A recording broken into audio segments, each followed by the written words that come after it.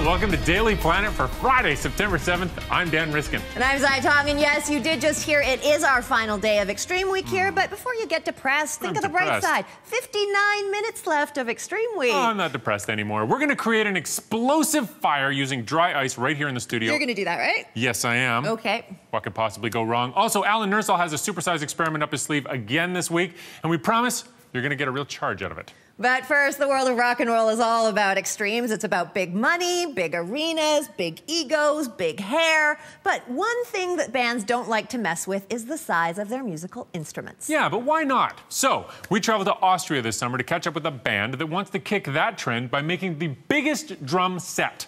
So it's boom or bust or boomts, busts, boomts, busts, boomts. In this serene Austrian town, a band is hoping to unleash an avalanche of beats.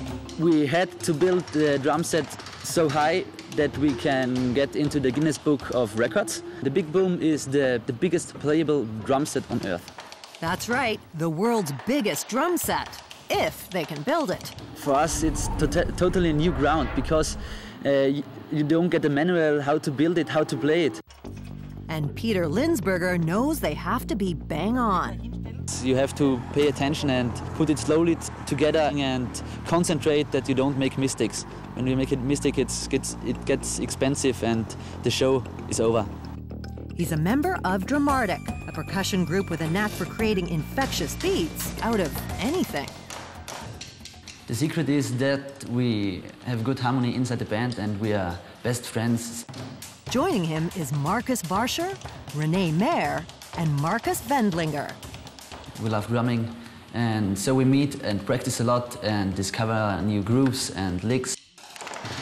It's even led to some unusual instruments. The first instrument was the plastophone. You can play it with your hands or with sticks. The plastophone became such a powerful instrument and we use it in every show, so we thought we have to invent other instruments. And we had the crazy idea to build the biggest drum set on Earth. For the ambitious idea, they drummed up interest from a company to help build the massive drum kit. We took a normal drum set and pushed it up 5 times.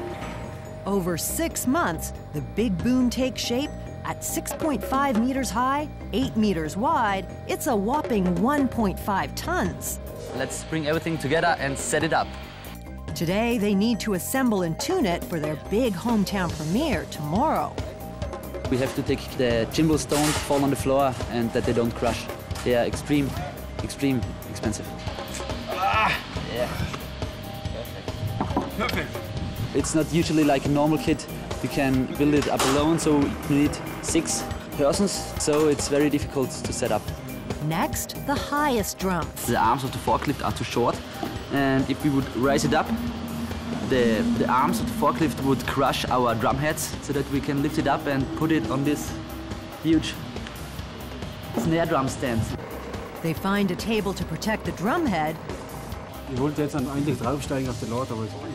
forklift still doesn't measure up. They have an idea. Use the bleachers to heave it up.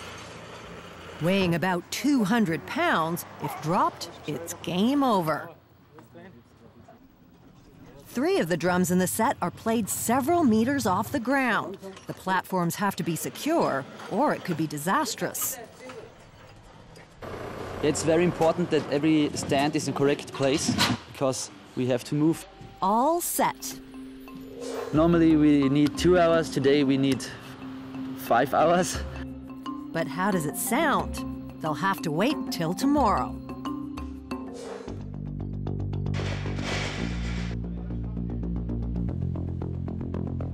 With a gig just hours away, they have to hit all the right notes in the sound check. Yeah, normally you play the drum kit on your own, but the Big Boom is so tall, so we have to split each other. Peter plays the highest one at an imposing 6 meters off the ground, in spite of his fear of heights. We trained it going up, going down, and so we felt very good, and we know that the drum kit is safe. Yeah, now the fear of heights is broken. Even playing one drum is an intense workout. It is a hard job to do the beat on this big bass. So there's very, very much strong power in my arms. The key to sound, the tightness of the drum heads. Everything which makes sounds needs a tension, and if you have more tension, the result is a higher tone, and if you have lower tension, you have a lower tone. But it's a challenge to get the higher notes, so they run the sound through a mixing board. The big boom, it's very difficult to tune it and to bring it like a good sound. When we kick the drum head, sound gets into this interface, and then it goes in this hard case, and this is the heart of the big boom, but this is our secret and I won't tell you today. Yeah, I'm a little bit nervous, but when I play my drums, that fly away. Yes, there are little problems. Totally relaxed. I'm looking forward to playing the big boom. Finally, it's showtime, and instincts kick in. Ladies and gentlemen, big boom.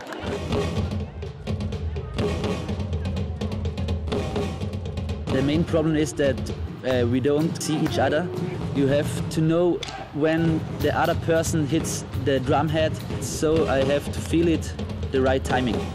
It's an impressive display, and Peter hopes the beat goes on.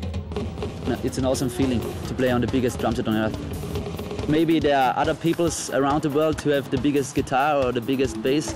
Maybe we can make the biggest playable band.